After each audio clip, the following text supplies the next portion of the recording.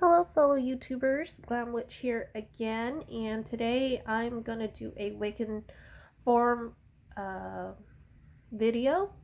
So basically it's like talking about the it's just something that's been on my mind, and yeah, it's just something I'm gonna just talk about.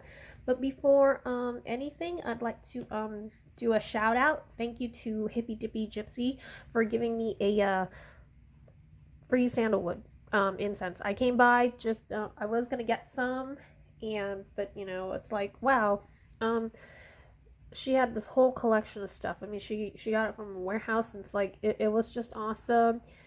She's totally planning on something, and I mean, like, this incense is just amazing. I mean, it's sandalwood natural, and it smells terrific. It smells even more intense in aroma than the generic incense that I get from other places like occult shops and whatnot. This stuff smells amazing.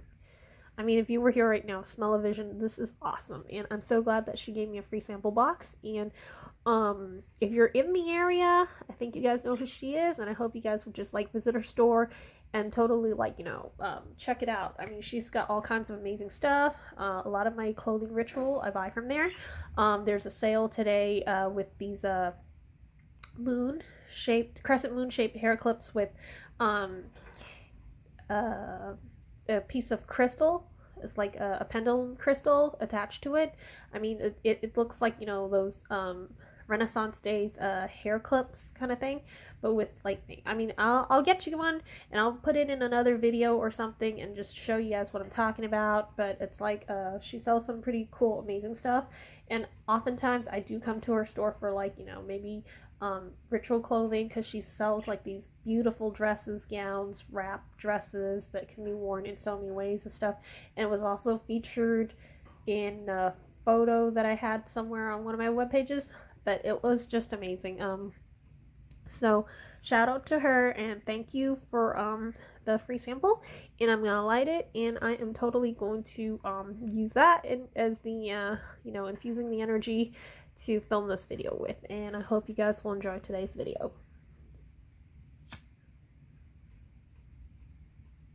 And I think sandalwood is really good for, like, clearing vibes and energies, things like that, or it's just good stuff.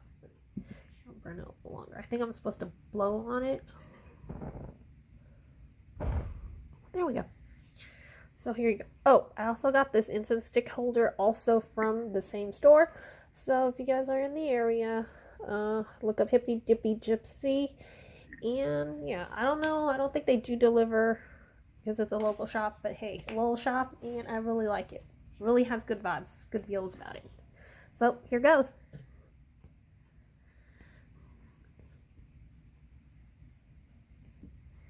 Alright, so today in this video, I'd like to talk about walls. Now, what are walls? Okay, so per se, in spirituality, everybody has like a book, it's like a spiritual book of who you are. And then I remember years ago when I was talking to a friend, she said everybody has a book of that's written for you, and you flip through the pages. It's basically your fate, destiny, things like that. But here it's like there's something else that I've been delving into, and I kind of study, and it's kind of strange how a lot of people, they don't talk about a book that they see, but rather a wall. And what the wall is, it's probably something that makes up the person.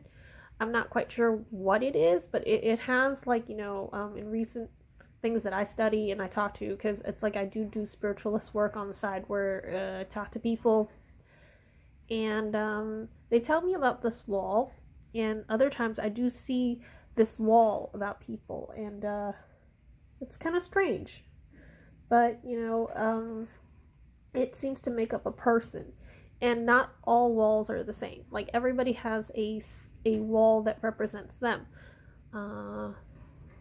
Per se, there was a guy that had this wall that it was shown in a vision to him that it looked more like a hieroglyphic wall, if you will, or an ancient wall, and it would look something like, you know, a plank.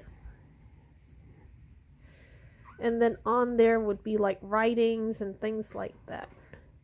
But it was actually, underneath that was actually more of a perfect shape to it, like, you know, bricks. It actually looked more like bricks underneath. But in between these rocks, there was actually one piece that would actually stand out. And it was this main piece right here. And on top of that, there would be writings and things and hieroglyphics and whatnot. It was just something like that. And then he was explaining to me about it, that that was his wall. It represented him in some form of fashion.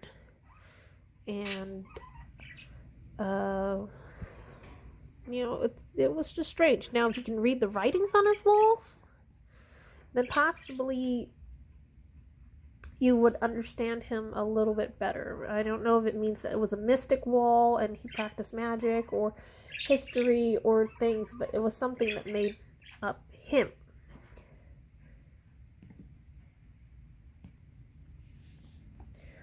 Alright, then there was this other guy. I think he had like a different kind of wall. Yeah, it was like all kinds of like random things that were put together. Like, it had holes in it. It's kind of strange to say, but it had like holes in it. You know, it's random holes. It's like squares and things, just random stuff. But it definitely had holes in it. It looked something like a whole bunch of patches, random patches put together, but it was still very uniform. So he's like a very level-headed person, if you will. So it's like, it's all kinds of stuff, and then sometimes it's like there was a big chunk here and there. But it's like some of the stuff that he had was just broken, that's all. But, you know, but the amazing part about this wall is that, you know, he actually was able to run with everything. Meaning, it's like, it might not be a perfect wall, but he was able to run with everything, and make it like, I don't know if it's like, okay, well, this chunk represents him, that chunk represents who and whatnot, and then it's like, it's just kind of strange to look at, but it still was amazing. I mean, so yeah, it was like all bunch of stuff, and some of the things were incongruent, where it was what patched and held things together, and some pieces were deeper than each other. Some pieces were not, and then it's like, but it's like, it's really weird to look at this wall. It had a feeling to it. It felt strange. You want to look at it and you're like, what does this even all mean? And it's like, but yeah, his wall looked something kind of like this or so.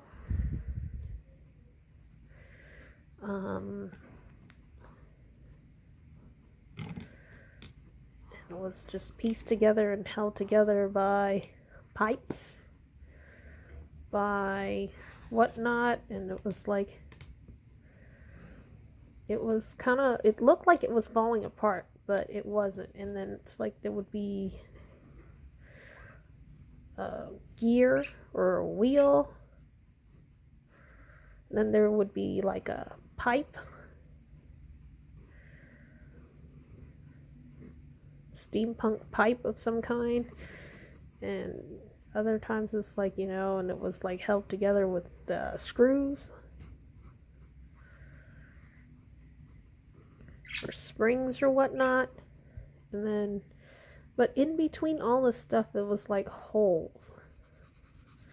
It'd be dark patches and whatnot. But the amazing thing about his wall was that he made it run. So other times, instead of like, thinking that it was empty or broken, he actually made it run like a piece of artwork. We don't know how he does it, but he just literally worked with it and rolled with it. So it was just like, that's amazing. Where it's like, he's missing something. He's missing everything. Or like sometimes it's like thing. But he was actually able to make it work. There would be other things on here.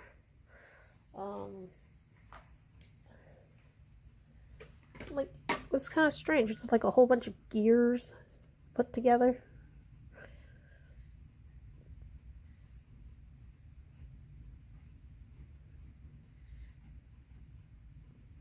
Broken, whatnot, but you get the gist of the idea. He made it work, which was amazing. And then when it was the finished product, the wall itself was a piece of artwork. So that was another example that I had. Alright, so here's my final example. It's just a plain wall. But within this plain wall, there's something gross. It was someone that had his life. I don't know who put this dent or who cracked this wall. So it looks like it's supposed to look like a mosaic wall. It's brown, it's terracotta, and this here is the broken spackle parts of it. And this represents the person's trauma, or that person's trauma. And we don't know if it was because of war. We don't exactly know. I mean, my best guess is war where whoever it was threw a bomb and it hit him, burnt him. I don't know. But this is the trauma right here. And this wall represents that person. And when you talk about redemption, there were so many times he could have had it fixed. Like when that time he lashed out at his mom, when his mom tried to fix it, he could have redeemed it with his mother. When the wall was broken spiritually and then his wife came along and she tried to help him, he could have fixed it back then too. But he didn't. He chose not to. And then his children came along. And one of his children would try to fix it, tried everything, and like some of the stuff would be fixed a little bit, but every time it was fixed, he smacked that kid. And then now it's like with the kid having kids of their own, somebody else wants to take their children, that kid's children, to go patch up this wall. Now, mind you, this is a spiritual path, a spiritual journey. It is not okay, I think, to have other people fix this problem. I mean, you cannot fix this wall unless this person wants to fix this wall. And based on what I've been able to see, this person does not want this wall fixed. And hence that's why all over Facebook, all over Google, all over all kinds of social medias, they did say you must rid yourself and cut yourself ties from toxic people. And people only want change if they want to. Now, as for the other people that like to talk and say, okay, well, these people are born to fix these problems, I don't think it's fair that you're taking other people's children to go fix something that's not there. They're not fated to fix these problems. They're not destined to fix these problems. That's not it. The person that can fix this wall is the person itself. And if they were given that many opportunities and presented that many opportunities and they don't want to fix it, then I believe that that really falls on them. It should not be anybody else's. I mean, this person could have went and found somebody with more equipped skills, professional help to fix it, but this person did not want to fix it. Now, as for the person that wants to say that it is children that fix this problem, well, maybe perhaps that person has underlying psychological trauma of their own that they are seeing and they want to fix it themselves. But for the most part, no. I stand by the fact that toxic people do exist out there. Everybody has their own wall, and everyone's responsible for their own walls. Bottom line. So basically that's how I want to conclude this video. I just wanted to talk quickly about, like, an overview of this, because it's like, just talking about it. So if you guys have any more things you would like to talk about, see any suggestion stuff, hit me a note, or email me, or send a text through YouTube or whatnot, and find me on social media. I do have a Facebook page called The Glam Witch. If you want to message me through there, that's fine. So anyway, this is the initial, I should say, interpretation about people's spirituality and their walls in my Wiccan Forum. That's just a start. Let me know what other ideas you might have to improve this video or whatnot. Subscribe if you like.